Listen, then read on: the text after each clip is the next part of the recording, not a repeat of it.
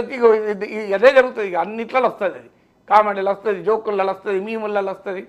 So let us not trivialise it. మన దాన్ని మనమే తక్కువ అంచనా చేసుకోకూడదు, తక్కువ చేసుకోకూడదు కదా. సార్, కాదేది రాజకీయాలకు అనర్హం అంటారు కదా సార్. అంటే ప్రతి చిన్న అంశం రాజకీయాలను ప్రభావితం చేస్తూ ఉంటుంది. మరి ఇంత పెద్ద ఇష్యూ అయింది, ఇది రాజకీయంగా జగన్కు నష్టమా, లేకపోతే చంద్రబాబు ఇమేజ్ దీనివల్ల పెరిగిందా? అంటే ఇప్పుడు రాజకీయంగా ఏం జరుగుతున్నది, ప్రజలు ఏం భావిస్తారు దీనిపైన అన్న దానిపైన ఆధారపడి ఉంటుంది. ప్రజలు ఏం జరిగింది, దీనికి ఎవరు బాధ్యులు అనే అంశం పైన ఆధారపడి ఉంటుంది. ఒకవేళ ప్రజలు గనక ఇది జరిగింది, ఇది జగన్ ప్రభుత్వం కావాలనే చేసింది అని కనుక భావిస్తే ఖచ్చితంగా జగన్ నష్టం. అలా భావిస్తున్నారా లేదా తేలాలి మనకు.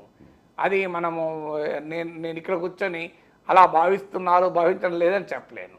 ఇక రెండవది, ఇది ఒకటి అక్కడికి ఆగలేదు. దీనికి అనేక రకాల రూపాలు వస్తున్నాయి ఇప్పుడు. సో దీనికి వివిధ మతాల అంశాలు పట్టుకొస్తున్నారు. దీంట్లో ఇతర మతాలను చర్చలోకి తీస్తున్నారు, ఇతర మత విశ్వాసాలని చర్చలోకి తీసుకొస్తున్నారు. సో ఈ డిబేట్ వల్ల సమాజంలో పెరిగేటువంటి భావజాలం వల్ల తెలుగుదేశం పార్టీకి ఏమిటి లాభం? సో మన దేశమంతటా తెలుసు, మతం చుట్టూ జరిగేటువంటి చర్చ భారతదేశంలో ఒక భారతీయ జనతా పార్టీకి లాభమైంది, ఇంకెవరికి లాభం కాలే. మీకు రాజీవ్ గాంధీ 1984 ఎన్నికల సమయంలో ఆయన అంతకుముందు మీకు షాబాను కేసులో సుప్రీంకోర్టు చారిత్రాత్మక తీర్పు చెప్పి ముస్లిం మహిళకు కూడా మెయింటెనెన్స్ ఉంటుంది అని తీర్పు చెప్తే పెద్ద ఎత్తున ముస్లిం మతవాదులు వ్యతిరేకించారు. వాళ్ళని అపీల్ చేయడానికి పార్లమెంట్లో చట్టం చేసి సుప్రీంకోర్టు తీర్పును అమలు కాకుండా చేశారు. ఇది చాలా క్లియర్గా ముస్లిం ఫండమెంటలిజానికి రాజీవ్ గాంధీ ప్రభుత్వం రాజీ పడ్డ తీరు. దీనికి మరి దీనికి చెడ్డ పేరు వస్తుంది, మెజారిటీ ప్రజల్లో అనుకున్నాడేమో. కానీ 1984లో అయోధ్య వివాదాస్పద కట్టడంగా పిలిచేవాళ్ళు, అప్పుడు డిస్ప్యూటెడ్ స్ట్రక్చర్ అనేవాళ్ళు. సో ఆ డిస్ప్యూటెడ్ స్ట్రక్చర్ తాళాలు తెరిపించి ఫస్ట్ టైం తెరిపించి తన ప్రచార యాత్ర అక్కడి నుంచే మొదలు పెడతా అన్నాడు. ఇది మీరు రాజీవ్ గాంధీ చేసిన ప్రచారం. కానీ ఏం జరిగింది తర్వాత కాలంలో? సో ఆ వివాదము ముదురుతున్న కొద్దీ కాంగ్రెస్ పార్టీకి ఏం లాభం కాలే కదా. మీరు ఆ ఇష్యూ ప్రజల ఇమాజినేషన్ క్యాచ్ చేసిన తర్వాత సహజంగానే ఆ ఇష్యూ భారతీయ జనతా పార్టీకి ఉపయోగపడ్డది. ఎందుకు అంటే ఈ దేశంలో మిగతా అన్ని రాజకీయ పార్టీల కన్నా ఖచ్చితంగా హిందూ మతము అనే అంశంతో చాలా అనుబంధం కలిగిన రాజకీయ పార్టీ భారతీయ జనతా పార్టీ. కాదని ఎవరు అనలేరు కదా. మిగతా పార్టీలు మేము సెక్యులర్ పార్టీస్ అని చెప్తారు, భారతీయ జనతా పార్టీ మేము సెక్యులర్ పార్టీ అని చెప్పదు కదా. వాళ్ళ సిద్ధాంతమే బీజేపీ ఆర్ఎస్ఎస్ హిందూ రాష్ట్ర హిందూ రాజ్యం ఏర్పాటు చేయాలని. అందువల్ల ఈ మతం చుట్టూ, అందులో హిందూయిజం చుట్టూ ఏ చర్చ జరిగినా డెఫినెట్గా అది భారతీయ జనతా పార్టీ లాభం అవుతుంది. ఎందుకంటే వాళ్ళను ఒరిజినల్గా భావిస్తారు. ఎందుకంటే వాళ్ళు మిగతా వాళ్ళు అవసరం కొరకు అడాప్ట్ చేసుకున్న తప్ప వాళ్ళు ఐడియాలజికల్గా కాదు. బీజేపీ ఒక్కటే ఐడియాలజికల్గా హిందూ పార్టీగా, హిందూ రాజకీయం చేసే పార్టీగా ప్రజలు భావిస్తారు. ఆ పార్టీ కూడా అందులో చెప్పుకుంటుంది కదా. సో మీకు మిగతా పార్టీలా కాదు. ఇప్పుడు ఇదే పవన్ కళ్యాణ్ గతంలో అన్నయ్య లేదా, నాకు కులం లేదు మతం లేదు, నాకు గుర్తు ఒక ఇంటర్వ్యూలో నాకు కులం లేదు మతం లేదు, నా కూతురే క్రిస్టియను, వాళ్ళ తల్లి కోరిక మేరకు రష్యన్ ఆర్థడాక్స్ చర్చ్లో బ్యాప్టిజం చేయన్నా నేను అంగీకరించానని కూడా చెప్పారు. సో పవన్ కళ్యాణ్ ఉండేటువంటి సెక్యులర్ ఇమేజ్ మనకు తెలియదు కాదు. సో పవన్ కళ్యాణ్ కులాలకు మతాలకు అతీతంగా ఆయనకు అభిమానులు కూడా ఉన్నారు. కానీ పవన్ కళ్యాణ్ కూడా అది ఉపయోగపడుతుంది అనుకోలేదు, ఖచ్చితంగా బీజేపీకి ఉపయోగపడుతుంది. అయితే బీజేపీ పవన్ కళ్యాణ్ టీడీపీ కలిసే ఉన్నది కనుక ఈ వివాదం రాజకీయంగా ఎంత ముదిరినా భారతీయ జనతా పార్టీకి ఉపయోగపడుతుంది, దాని మిత్రపక్షాలు ఉపయోగపడతాయి. కానీ ఎవరు రాజకీయాల్లో శాశ్వత మిత్రులు శాశ్వత శత్రువులు ఉంటారా? సో రేపు రాజకీయాలు ఎలా మారుతాయో, మారాలని నేనేం కోరుకోవడం లేదు, నాకేం అవసరం లేదు. కానీ ఎలా మారుతాయో ఏం చెప్పగలం? 2000 టీడీపీ బీజేపీ వచ్చింది. 2019 ఎలక్షన్స్లో చంద్రబాబు నాయుడు నరేంద్ర మోడీలు ఎంత విమర్శించుకున్నారో మనకు తెలియదు కాదు కదా. సో అందువల్ల రాజకీయాల్లో ఎవరు శాశ్వత మిత్రులు ఉండరు. ఇప్పుడు 2004లో టీడీపీ బీజేపీ కలిసి పోటీ చేశాయి. 2009లో బీజేపీని వదిలేసి కమ్యూనిస్టులతో కలిసి పోటీ చేశారు. అంతకుముందు బీజేపీతో కలవక ముందు, కార్గిల్ వార్ కన్నా ముందు చంద్రబాబు నాయుడు కమ్యూనిస్టులతో పొత్తుండే. సో ఇలా ఒకసారి కమ్యూనిస్టులు, ఒకసారి బీజేపీ మారుతూ వచ్చేది కదా. సో కన్సిస్టెంట్గా బీజేపీకి మిత్రపక్షంగా టీడీపీ ఎప్పుడూ లేదు. సో అందువల్ల బీజేపీ కన్సిస్టెంట్గా శివసేన మిత్రపక్షం కాలేదు ఇవాళ, హిందుత్వ పార్టీ అయినా. అందువల్ల రాజకీయాల్లో ఏ రెండు పార్టీలు ఎప్పటికీ కలిసి ఉంటాయని ఏం చెప్పలేము. సైద్ధాంతిక మిత్రపక్షమైన బీజేపీ శివసేన కలిసి లేదు. ఇప్పుడు బీజేపీ ఏడీఎంకే మొన్నటిదాకా మిత్రపక్షాలు ఇప్పుడు విడిపోయాయి. మొన్నటిదాకా వైరి పక్షాలు బీజేపీ జేడీఎస్ ఇప్పుడు కలిసిపోయాయి.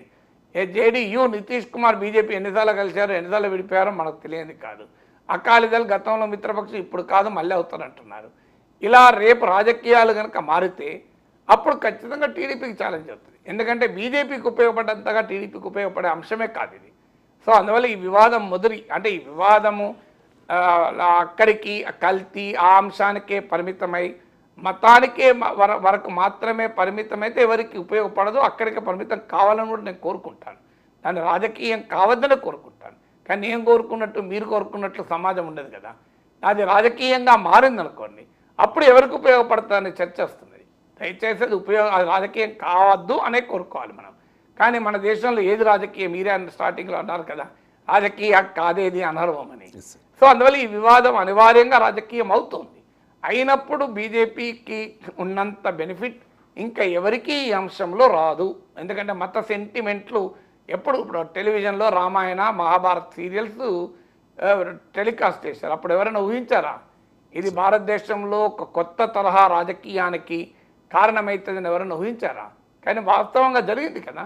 అందువల్ల ఎప్పుడు కూడా మతం చుట్టూ రాజకీయం జరిగితే ఆ మతానికి కట్టుబడి ఉన్న రాజకీయ పార్టీకే లాభం అవుతుంది. ఇప్పుడు ఇస్లాం రాజకీయం జరిగితే ఎంఐఎంకి లాభం అవుతుంది తప్ప కాంగ్రెస్కు బీఆర్ఎస్ లాభం అవుతుందా? ఎందుకంటే అద్దనే ఎంఐఎంకి లాభం అవుతుంది, ఎందుకంటే దాని చుట్టూ రాజకీయం చేసేది ఆ పార్టీ కనుక. సో అందువల్ల అప్పుడు బీజేపీ టీడీపీ మిత్రపక్షాలుగా ఉన్నంత కాలం కూటమికి లాభం కావచ్చు. బీజేపీ రేపు మిత్రపక్షం కాలేదనుకుందాం, రాజకీయాలు మార్పు చెందాయనుకుందాం, బీజేపీ ఎందుకంటే ఎక్కడైనా సొంతగా పెరగాలని కోరుకుంటుంది. శాశ్వతంగా మిత్రపక్షాలతో ఉండాలని ఎక్కడా బీజేపీ కోరుకోదు. మీరు దేశమంతా చూడండి, కాశ్మీర్లో పీడీపీతో ఉండే విడిపోయారు, మీకు హర్యానాలో జననాయక జనతా పార్టీతో ఉండే విడిపోయారు, పంజాబ్లో శిరోమణి అకాలీదళ్తో ఉండే విడిపోయారు, ఉత్తరప్రదేశ్లో మీకు సమాజ్వాదీ పార్టీ బీఎస్పీలతో కూడా ఒక దశలో ఉండే విడిపోయారు, మీకు రాజస్థాన్లో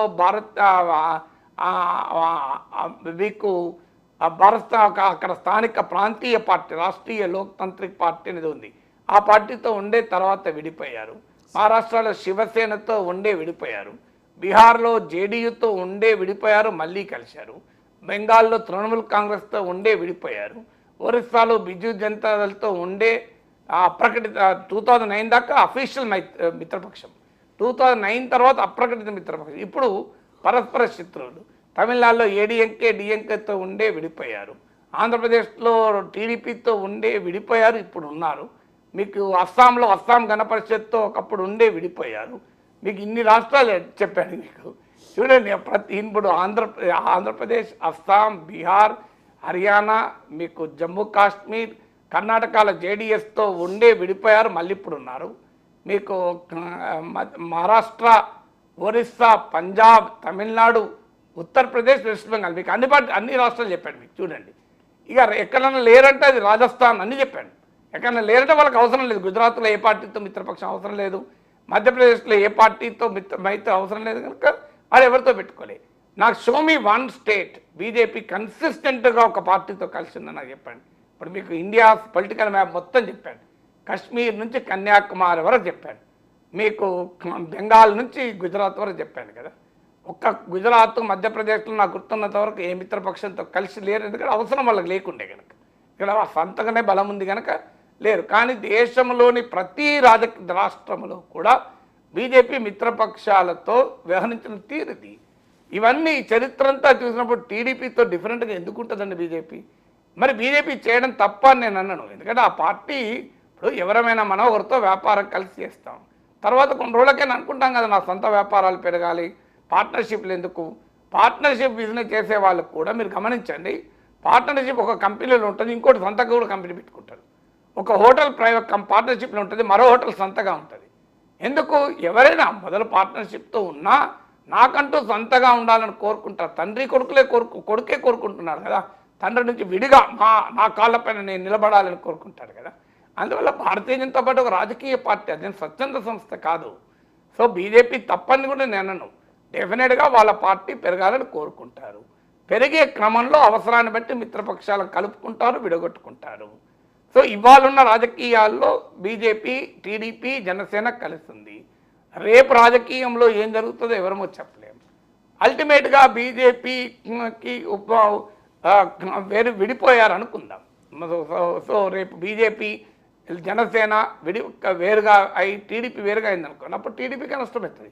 మీరు చూస్తున్నాను రాజకీయంగా జరగకపోతే ఈ వివాదము రేపు భవిష్యత్తులో బీజేపీ, జనసేనకి టీడీపీకి వ్యతిరేకంగా అంశంగా మారని ఆశ్చర్యపడాల్సింది ఉండదు. ఎందుకంటే రేపు టీడీపీ వాడలేదు ఈ అంశాన్ని. ఒక beyond a point TDP cannot do it. ఇప్పుడు కాంగ్రెస్ చేయగలిగిందా? సో అయోధ్య ఆలయం తలుపులు తెరవగలిగింది, అక్కడ దాకా ఆగిపోయింది. ఇంకా ముందుకు పోలేకపోయింది, ముందుకు బీజేపీ పోయింది. సో ఏ అంశమైనా ఒరిజినల్గా ఎవరిదైతే వాళ్ళకే లాభం అవుతుంది. సో అందుకే ఒరిజినల్గా లాభం కాని వాళ్ళ లాభం కాదు. మీకు ఎక్కడైనా రాజకీయాల్లో ఒరిజినలే జిరాక్సే కదా. నీకు హిందూ రాజకీయం అన్నప్పుడు బీజేపీ ఒరిజినల్, మరి ఎవరన్నా చెప్పినా. ఇక మిగతా వాళ్ళు ఎవరు జిరాక్స్ కాపీలే. జిరాక్స్ కాపీ ఎప్పుడు ఒరిజినల్ ఇంత కడక్ ఎందుకుంటుంది చెప్పండి.